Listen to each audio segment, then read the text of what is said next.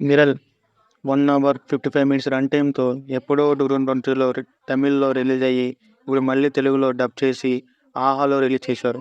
Movie చూసిన తర్వాత నాకేమనిపించిందంటే, మూవీ అయితే అంతగా ఏమనిపించలేదు.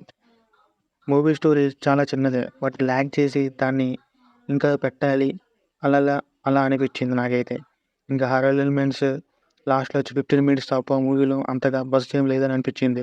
మూవీ అయితే నాకైతే యావరేజ్ అనిపించింది.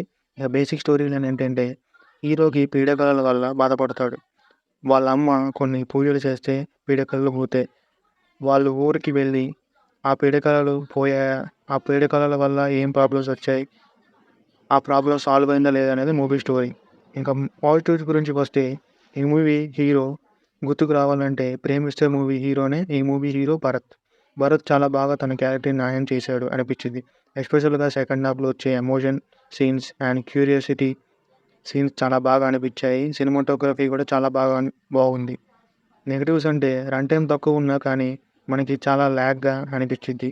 ఎప్పుడో రివీల్ చేయాల్సిన ట్విస్ట్‌లు లాస్ట్‌లో 15 మినిట్స్‌లో రిలీజ్ చేశారు. మెయిన్‌గా బిగ్ నెగెటివ్ ఏంటంటే డబ్బింగ్‌లో అస్సలు సెట్ కాలే. చాలా వరస్ట్‌గా ఉంది. అండ్ హారర్ ఎలిమెంట్స్ ఇంకా మంచిగా పెట్టి ఉంటే బాగుండు అనిపించింది. Director horror and thrilling elements తీయటంలో చాలా ఫెయిల్ అయినట్టు అనిపించిద్ది. ఇంకా ఓవరాల్‌గా మూవీ అయితే యావరేజ్ అనే చెప్పొచ్చు. It is a one time watchable movie. కొత్తగా ఛానల్ చూస్తూ ఉంటే సబ్స్క్రైబ్ చేయడం మర్చిపోకండి.